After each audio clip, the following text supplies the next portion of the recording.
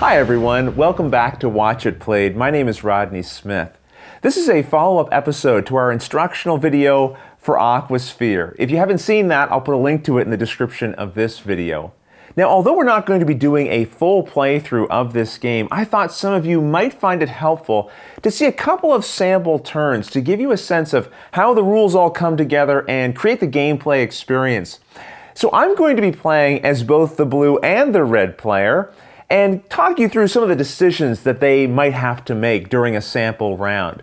So join me at the table, and let's get started. Blue is the first player in this game, and although I'm controlling both of the players, typically when I'm playing a game, I try to get the blue pieces if possible. So I'm going to talk as if it's really me that is this character in the game, and we'll come up with another character for the red player. I'm starting in Sector D here, and I already have a bot that's programmed for the purple action, which allows you to fight octopods.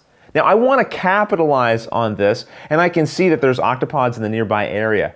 But I also see another way to get even more advantages from this. So my first action is actually going to be to use my engineer, which I'll take from this starting position, and then of my two choices, I will pick the one that allows me to program a bot for the red action, which I immediately do by taking one of my unprogrammed bots and placing it on the matching red action space of the programming row. When we play games at home, my wife Christy is almost always the red pieces if they're available. So for the sake of this playthrough, we'll pretend that Christy is this red character here. And yes, I expect to get a call from Rahdo's lawyers any moment now, so let's get as much of this played as possible before that happens. Christy starts the game here in Sector B and has a bot already programmed for the green action. Now she's also seeing the value of taking a red action early on, so she moves her engineer here as well, and then she moves a bot here. So as you can see, she's already copying my brilliant strategies. For my next turn, I'm ready to use the red action bot that I programmed, but first I want to move into Sector A. And to do this, I have to pass through a lock that costs 1 time. So I'll return one of my time markers to the supply. And then I'm going to go into the red space here and then take my bot from this red action space and put it in the control space. Now I get to take the action where my scientist is located, and that allows me to grab this research card here. Now before I show you what this research card does, I also want to remind you that when you take research, you also gain a number of points equal to what's shown here on the center tile. So I'll take those 2 points now, and then looking at the research I collected, this is an effect that's ongoing. Anytime I take an action that allows me to remove any number of octopods, I then gain 1 crystal. When I started the game as the blue player and realized I had a bot already programmed for the octopod action, I immediately looked at the board to see if I could find anything else that would complement that, and that's when I saw this research. Not only that, in the headquarters I also realized I'd be able to program another bot to fight octopods with my engineer. So that means at least 2 times during this round, I'll probably be able to use this card to its effect, gaining 2 crystals. And crystals are always good. They give you points. But not only that, you need to spend them in order to cross the red lines on the knowledge track so you don't lose any points that you're owed. And fighting octopods is just a good idea in the first place. It gives you points. It can also help prevent you from losing points during the intermediate scoring phase.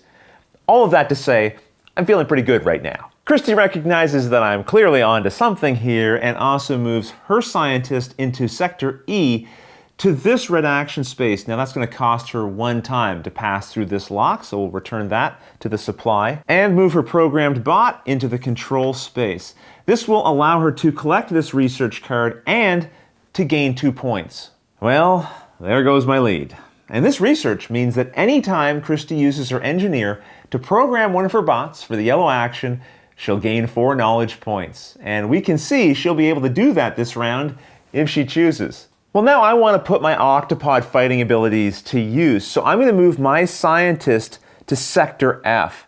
Now you'll notice I passed through a lock that costs 1 time, and this lock costs nothing. So it only cost me 1 time to do that. And now I put my program bot into the control space, and because my lab capacity shows 2 octopods, that's how many of these I get to return to the supply. And referring to the chart here, removing 2 octopods gives me 3 points, and I can't forget, because of this research, I also get to gain a crystal. And so once again, however temporarily, I take the lead. Christy's now seeing a problem. And no, it's not my commanding lead of the score here. It's because she has a bot on this control space. And if during the intermediate scoring phase this is still the case, and there's 3 octopods here, she stands to lose 6 points. However, if she uses her engineer to program a bot for the purple action, that means she won't be going to this space to gain the 4 points from her research card. However, Christy's no fool, and she sees another option. So for now, instead, she's going to move her scientist to this green space. She had a starting bot programmed for the green action, so she places that in the control space, pushing her other bot into the loading station. And then she collects this lab expansion. This lab expansion is going to do a few things for Christy. First of all, if you fully complete your lab by the end of the game, you get some bonus points. But right away, she's increased the maximum number of time markers she can have by 2, for a total of 6. And then this letter F means that she takes one of her unprogrammed bots and places it in sector F, pushing my bot into the loading station. And remember, during the intermediate scoring phase, the player with the majority of their bots on the various control spaces gains additional points. Right now, Christy has the majority with these 2 sectors, and I only have 1, but I can't worry about that. I have other problems. Like, I only have 1 time marker left, and that's very limiting. But I'm kind of working on a plan to deal with that later, so I'm going to ignore that as well, and right now, just move my engineer to this space, programming a bot for the purple action. Christy, on the other hand, is not going to foolishly ignore the importance of time markers, and she's moving her engineer to the yellow action space, which is also going to gain her 4 points from her research card. So she moves into the lead, and one of her bots goes here. This lock costs no time, which is great for me. It means I can move my scientist into sector D, place it in the purple area, and then put my purple action program bot on the control space and remove this octopod. Doing so, because of my research, means that I'll be able to add a crystal to my supply. And for removing a single octopod, I gain a point, and that catches me up to Christy. Now Christy moves her scientist from sector E into sector B, and that's going to cost her 1 time, but she's going to the yellow area. I'll remove this 1 time marker, and now she places her program bot onto the control space and gains 4 time, which she can perfectly hold because of her lab expansion. That's very clever. Actually, it's playing out a little too closely to how a real game between us would play. I'm not sure how I feel about that. All right, now I'm starting to regret not having moved my engineer from this space to this space so I could have programmed a bot for time and then been able to collect some time markers myself. So I need to think about how I can start collecting more time in the future, if not right away. And so what I'm going to do is move my engineer to program a bot for the blue action. Christy's also seeing a potential problem here. Without any crystals collected, it means that if she gains a bunch of points, she's going to have to stop on the red line because she won't have a crystal to trade in, or she's going to have to give up one of her programmed bots, and she doesn't want to do that. So she's going to move her engineer to this space and program one of her bots for the black action. Okay, so now that I've come to the realization that there's not a way for me to collect time markers this round, I have to think ahead to the next round. So remember, any time markers that are not used during a round are removed, so these will not be here. If I look at the center tile, it's going to tell me where time markers are going to come out. We're going to have 5 of them go into this sector over here, and then 4 are going to go into this sector, which is nice because it's right next to where I am. It doesn't cost me any time to get there, so that's good. But to collect time markers, you need to have a robot programmed for the yellow action. Looking ahead to the programming tile for the next round, I can see that one of the first spaces I can move to will allow me to program a bot for the yellow action. So this is giving me a little bit of peace of mind. So this has me thinking once again about how I can get as many points as possible during this round. And one of the ways I can do that is by having a majority of my bots on the control spaces. So because of the zero cost lock, I'm going to freely move my scientist into the blue area of sector F and then place my bot onto the control space, pushing Christy's bot into the loading station. Now this allows me to place one of my subs onto this space as long as I spend 1 time. And I have 1 time remaining, which I'll return to the supply. I'm also going to gain the points shown on the center tile. We'll get to that in a second. First though, I want to remove this submarine and place it here. This is going to do something else for me as well, because during the intermediate scoring phase, I'm going to gain time markers based on how many are exposed here on my player board. So that should help me with my time shortage as well. Now I give myself the 2 points from the center tile, and I'm getting close to this red line, but I don't have to worry because I already have crystals in my personal collection. Christy now sees another problem. She has this control space, and there's 3 octopods here, so during the intermediate scoring phase, she's going to lose 6 points.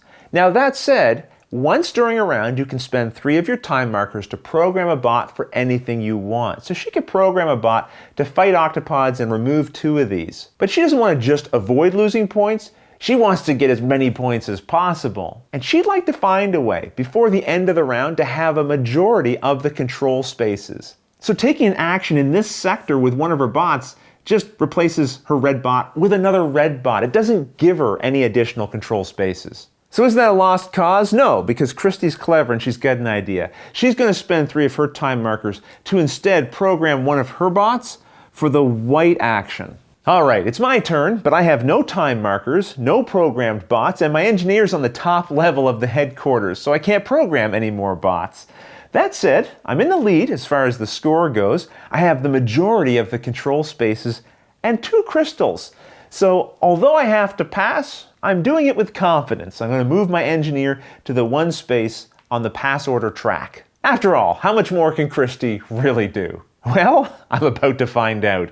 Because Christy's going to spend 1 of her time markers to move through this lock, and this lock is free.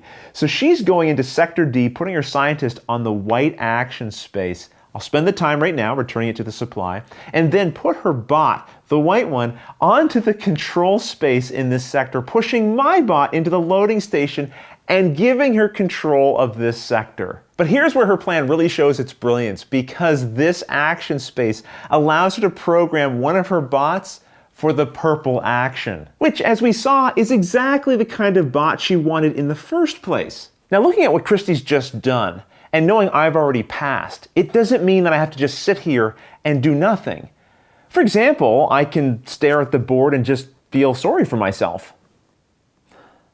Meanwhile, Christy's taking her turn, and she moves her scientist through this lock, which costs nothing, this lock that costs 1, and this lock that costs 1, to go into the purple action area of Sector E. So I'll remove her remaining 2 time markers and place her programmed bot into the control space, pushing her own bot into the loading station. And now, because the maximum capacity of her lab for octopods is 2 of these will be returned to the supply. And this, according to the player board, tells us that Christy will gain 3 points, and that puts her in the lead. Christy decides to stay in this sector, but move her scientist to the black area, and then take her black action program bot, put it in the control space, pushing her bot into the loading station. Now, something interesting happens here. The maximum capacity of a loading station for bots in a 2-player game is 2. As soon as you exceed that capacity, all players must remove all but 1 of their bots from the loading station. So 2 of these bots have to come back to Christy's player board and cover up 2 of these spots. But she completes her action and collects 2 crystals, which matches the capacity that's showing on her lab. And finally, and to my great relief, Christy passes as well. So there's a complete round, and we're very close on the knowledge point track. But now it's time for intermediate scoring, so let's see how that shakes out. First of all, we both gain time markers based on how many of our submarines are currently in the station. Christy has 1 of hers there, so she gains 1 time marker, and I have 2, so I will gain 2 time markers. Now, if we had research cards with a pause symbol here, we'd be able to activate them now, but neither of us do, so we can move on to the actual scoring. First, let's see who has a majority of their bots on the control spaces in the station. And that's clearly Christy, because she has 3 and I only have 2. You only gain additional points if you have the majority, or if you're tied for the majority, and clearly I'm not, so I won't get any points from that. However, I do get points for the highest exposed value here, which is 3. I'm also going to gain points for having crystals. If you have 2, you gain 3 points. So that's a total of 6. But then you lose points if there are octopods in sectors where you have a bot on the control space. And in these 2 sectors, we can see there's no octopods, so I don't lose any more points. Remember, during intermediate scoring, don't gain any points until you've summed them all together, which I've done, and I have a total of 6 points that I'm receiving. So I'll move 1, 2, 3. Now I have to stop because there's a red line, unless I can pay a crystal, which I can. I'll return that to the supply and then gain my remaining 3 points, which brings me to 14 points in one round. Pretty respectable. Christy started with 6 points from her majority, as we saw earlier. She also gains 4 points from the exposed space here. She has 2 crystals, which gives her another 3 points. And now we need to see if there's any octopods in the spaces that she controls. We can see here Christy has no octopods in this sector, but 1 here and 1 here. But you score them separately. 2 octopods in the same sector would lose you 3 points, but 1 octopod in a sector only loses you 1. So it's actually -1 and -1 from her current total of 13 points, which brings her to 11. And that's pretty fantastic. Now, can you imagine if Christy did not have a black crystal to spend? She would gain 2 of those points and then be stuck here. Now, if you have no crystals, you can deprogram one of your program bots instead. But if you didn't have that either, you'd be giving up a bunch of points. However, she does have the crystal to spend, and she'll return that to the supply, and then gain her remaining 9 points. Now the players would remove all the remaining time markers in the station to the supply, and then set up each sector based on what's showing on the center tile, and then this would be returned to the box.